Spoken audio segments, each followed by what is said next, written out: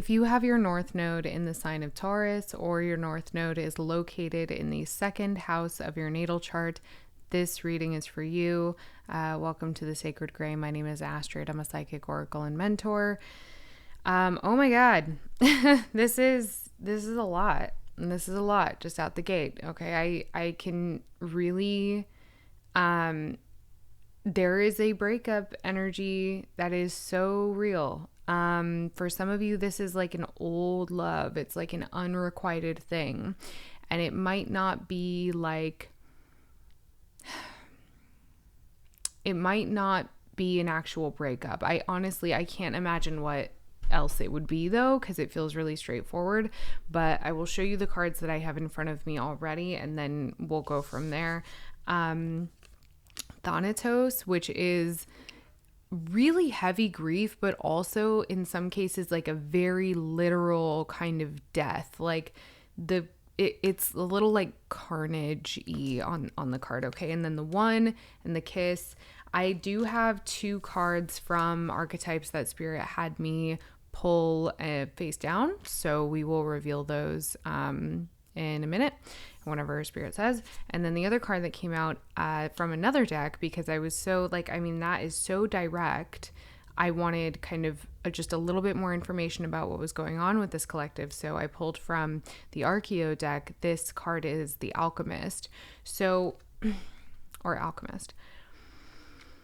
Oh man, you are really, I'm hearing harnessing the truth. Full body chills.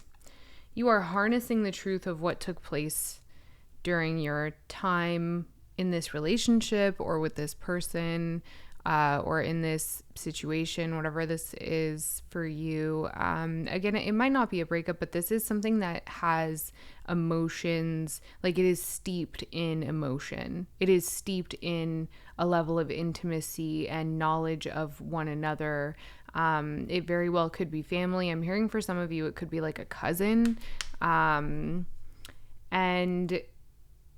you know, we find ourselves, this is how Spirit is putting it, we find ourselves in a time when there are some this is Spirit. There are some things that just no longer apply. There are some versions that no longer take heed. There are some take heed. I mean, take heed means like hesitance, I believe.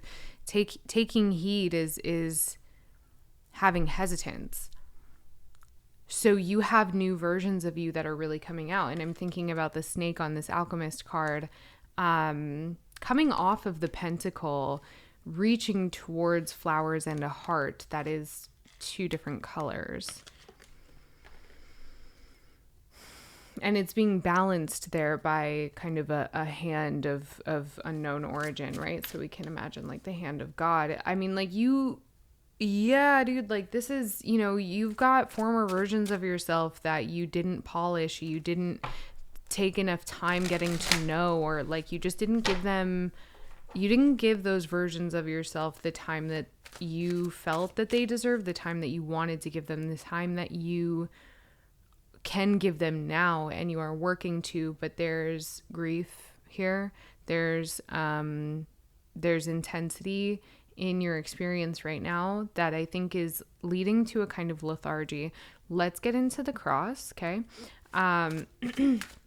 If you're new here, the way that we do things, we read by North Node. I pull the Celtic cross with the Smith weight, and then I peel it back a layer, quote unquote. We go a layer deeper with a second tarot deck. I use the Prisma Visions, and then, you know, there's channeling and oracle as guided. Okay, so for self, I have you as Queen of Pentacles. Crossing, I have Wheel of Fortune. There's a new path that you are perhaps reluctant to take. Recent past, I have Temperance. Near future, I have the Six of Wands. Hell yeah.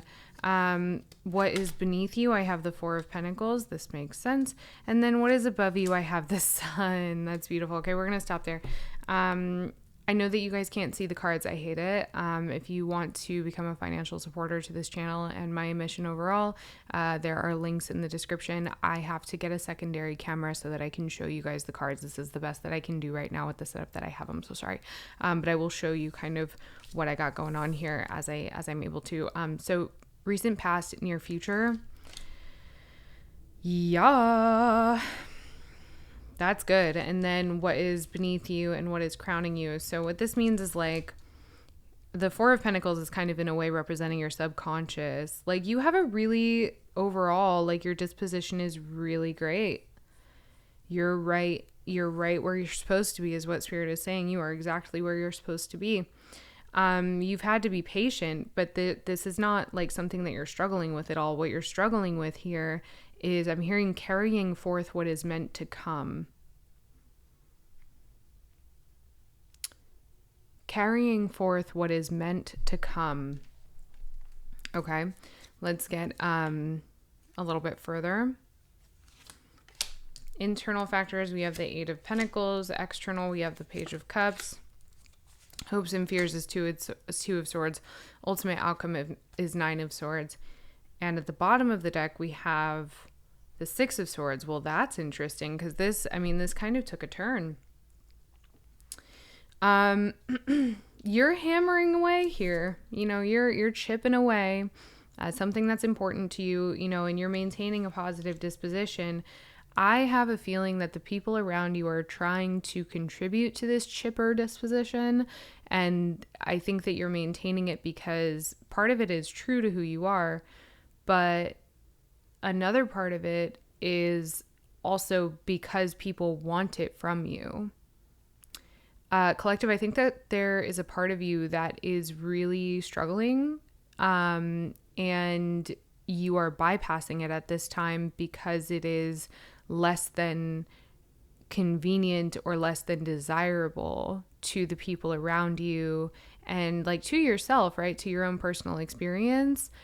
But when you're, you know, if we don't acknowledge emotions, then they build up, and then that's how we get to the Nine of Swords as our ultimate outcome. Now, what I love about the Nine of Swords is that this person is, you know, this is an anxiety cabin type of situation, meaning like the brain, the head, right? Who called it a skull when it's really an anxiety cabin? Does anybody know mental health memes? No, it's just me. Okay. Nothing of what this person is experiencing is actually legitimized in their like 3D reality, right? So this is you getting stuck in your head. But what's interesting to me is like, I think that you're just really trying to keep yourself safe, and you might be throttling yourself from like truly enjoying your life right now.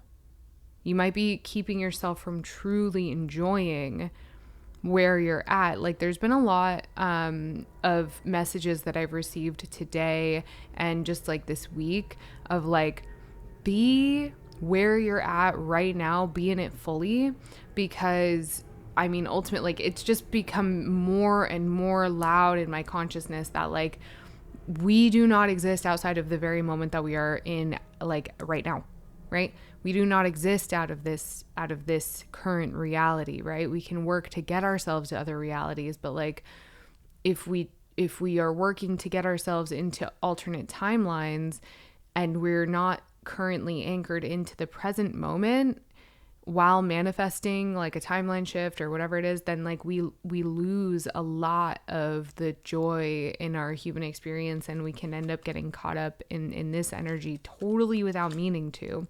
This is someone who is yeah, I mean, it could be anxiety. It could be, anxiety is fear of the future. Depression is kind of longing the past or whatever they say. And hopes and fears, it's funny because like I have Two of Swords. So it's kind of like, your biggest thing is like, I think that you don't want history to repeat itself. And I also think that you are really in a place where, okay, so it could be a couple of things. One, if this is regarding a relationship, okay, you take a lot of stock in your relationships. Like you work really hard for your relationships. You work too hard for your relationships, and you don't want anyone to be on the fence about you because you're never on the fence about anyone else. But you also don't want to have to choose between that person and work, or that person and your success or your career or whatever. And you also don't want to don't want to be put in a position where you feel like you're a choice, right? You don't want to be placed, you just don't want that experience to exist. You don't want to have to choose love or success, right, with someone, and you don't want someone else to be finding themselves in that position with you, you see? And so we kind of end up like, I'm hearing circling the drain here, and then kind of like back at square one. When I split this deck, I get the Magician, which I can't help but notice, because I do think that it is possible that you've been here before, okay? And this could be a breakup. It could be just kind of longing for something that you haven't yet experienced. Who knows, right? Yeah, who knows? The Four of Wands here at the bottom of the deck. Let's peel this back a layer. Let's go a little bit further. Spirit has not yet, I keep checking in, like, is it time to get those cards yet? Spirit has not yet indicated that it's time to take a look at those two cards that are face down from the Archetypes deck, so we're just going to continue on here. Can I please get clarity for self? The Queen of Pentacles, please. The Three of Wands is clarity for self, and then crossing the Wheel of Fortune. It's this one. The Nine of Pentacles.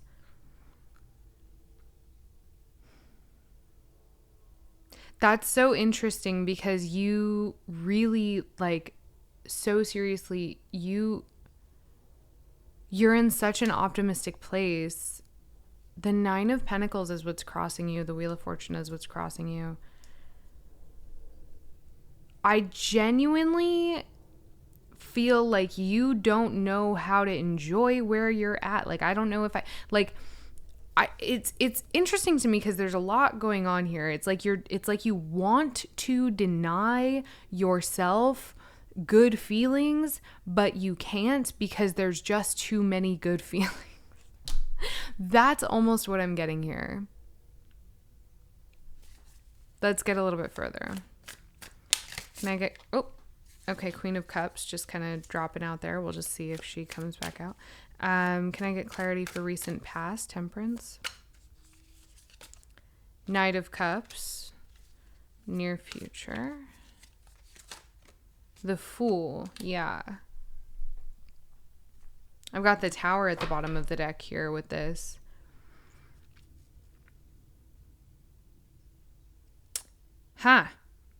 This must be related to your work, like a work success here. It has to be.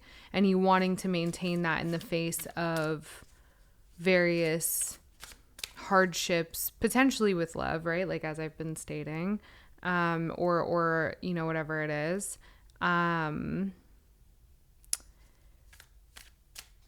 I think that you're trying to keep your balance, but you know that there's a new change coming up, because I'm hearing there's like an issue of sustainability. And I'm hearing like another renewal, another one, right? Which is definitely implying to me that you're tired of it, right? And that's why the Four of Pentacles beneath you. You just want to maintain something. You want to maintain like your joy. You want to maintain your sense of stability, but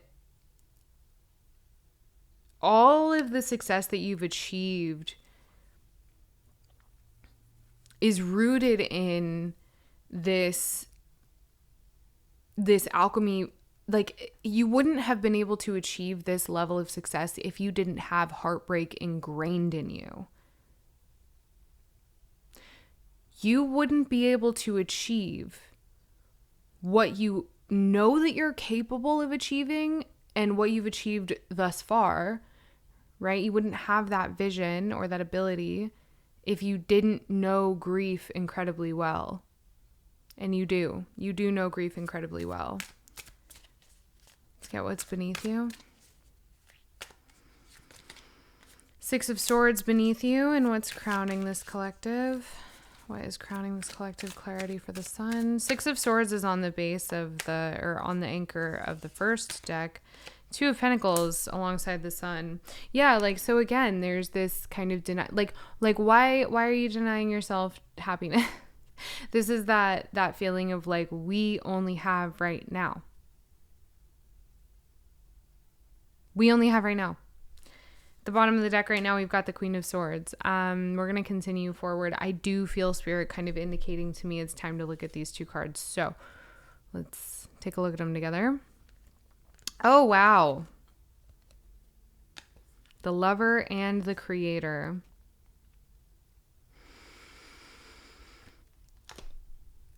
Collective.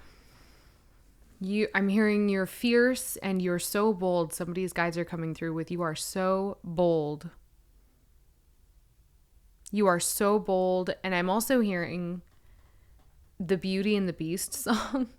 You know, tale as old as time, right?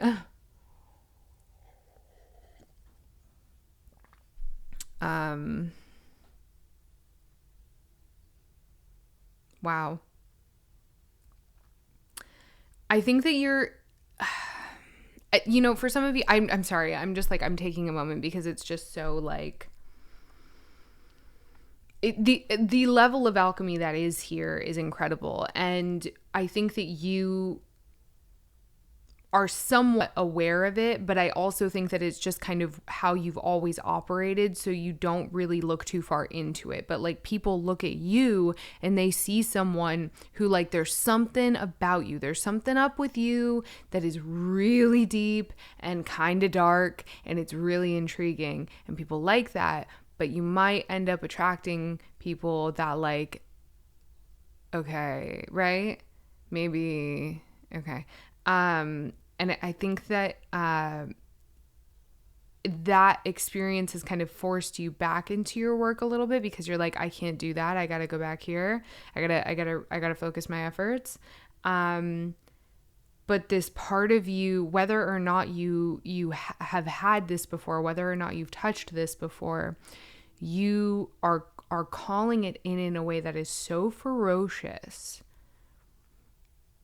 And I don't even think that you're really aware of the war cry that's echoing in the cosmos from you right now. Like, I don't think that you're doing it intentionally, right? Like, I'm thinking to like times in my life where I've literally like sounded a war cry to the gods, you know, intentionally. But I'm also thinking about the times where I've done it unintentionally. And I'm hearing they've heard you. Like, they've heard you. They've heard you. If they hadn't heard you, I don't know that we would be receiving this level of messages and like these kinds of messages, this intensity in the messages. And honestly, I don't think that I would be so stunned by them, because I did have to take a moment there. I'm still kind of recovering. Okay. And I like this card, I'm literally hearing like a sound bite, like, yay, like Spirit is giving me like an audience clapping, you know, like a studio audience. This is what you were meant to do, right? Yeah. Okay. Let's get a little bit more. Meaning like discovering love, discovering sensuality, discovering this as something that is not scary, right? Yeah. Okay. Let's get a little bit further here. So let's get internal factors, please. 2 of Swords for your internal factors. That's, you know, and this happens sometimes because 2 of Swords is in your hopes and fears and also showing up in your internal factors. That's happened a couple of times in the past, and I always chuckle when it does happen, because it's like, hell yeah, dude, like you are living right alongside your fear. And that's okay. But like, I want you to maybe not manifest it, even though, you know, and that's why we do these readings, because I can see in your ultimate outcome, 9 of Swords, you may end up manifesting it, right? You might end up there. Let's get ahead of it, right? Let's get ahead of it. This is not written in stone. That's why we have tarot, you know, and that's why I spend so much time on these readings, so that we can get ahead. If we do get kind of a challenging card in the ultimate outcome, we can get you around a different corner there. Okay, let's get external circumstances or external factors, external whatever. 5 of Swords with the Page of Cups. That's so interesting. Okay. I think that, I don't know why, but I think that you find yourself around people who are deeply unimpressive and deeply uninspiring and kind of childish, and I'm hearing you take pity on them. I don't know. This is kind of like this is kind of a like an out of left field message from spirit. Like, I think that you are lacking inspiration from the people around you. Like, no one has the luster of the partner that you've created in your mind's eye. Like, your ideal person, your person, like, I'm seeing like an Edward Cullen type of sparkle. Like, you know how, like, I don't know if you guys read the Twilight books, but in the books, the way that Stephanie Meyer described Edward's skin was so, like, they did the best that they could in the movies, but it was not what we saw in our little bedrooms with this book after school on a Tuesday afternoon, you know? Like, this was like the way that she described it, and like that, what I saw when I was a teenager, like that, like, is what I'm seeing on this person. It is something godly, it is something ethereal, and literally you've never seen it in person, or you have and you obviously need it, but like in a different font, because like that person isn't here right now, you know what I mean? It could also be too, because I'm thinking about external factors, that the people, the situations that you find yourself in this life, I think are kind of enforcing a part of you that says, I'm hearing like, I'm tired. It's like this kind of deflated energy, because you end up kind of pouring a lot into like unintentionally, you're giving a lot of energy to, like, I'm seeing someone come home after a long day at work and you're just like, I don't even want to journal. Like, I don't want to do anything, you know, that you would normally take great joy in. So yeah. So I think that's feeding this kind of like this Nine of Swords. It feels like a level of defeat. Okay. Let's get clarity for hopes and fears, please. The Two of Swords. The Six of Swords, which is also at the bottom of the deck here. Whoa. Oh, I'm so sorry. Six of Wands, which is in your near future. I was like, this deck has two Six of Swords. No. Six of Wands is in your near future here with that first set of cards. Interesting.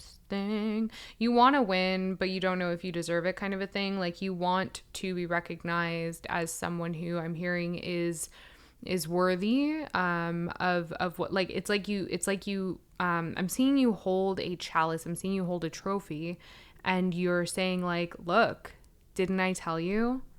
Right? Like, you want to receive respect. But I think that you also understand that you won't get what you want where you currently are.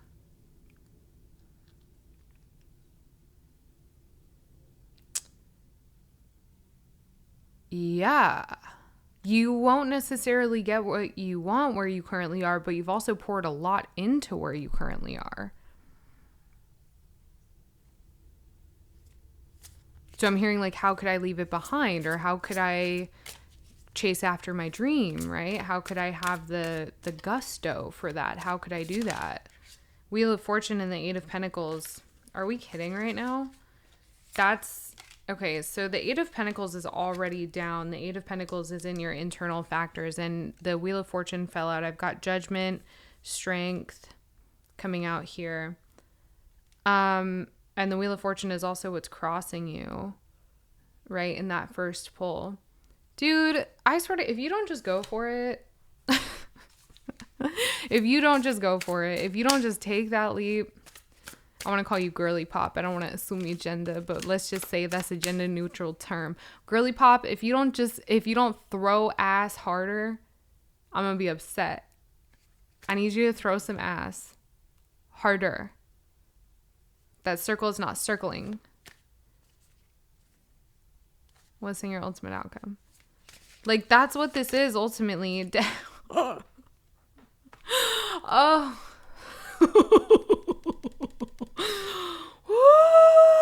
I wasn't expecting that. I don't know why I wasn't expecting that. I'm so sorry. I'm like having a moment. Death in your ultimate outcome. I mean, it's giving glow up. Horde. It really is. Temperance. Queen of Wands. Page of Wands. Dude, like, I'm so done. I'm so done. Like, it's a lot. It's a lot. It's a lot. It's a lot. What are you waiting for? What the hell are you waiting for? Right? Like, that's what I'm hearing in my head. What are you waiting for? What is it? What is it? You have been itching. That's the other thing too, is like, you've been itching. You've been itching.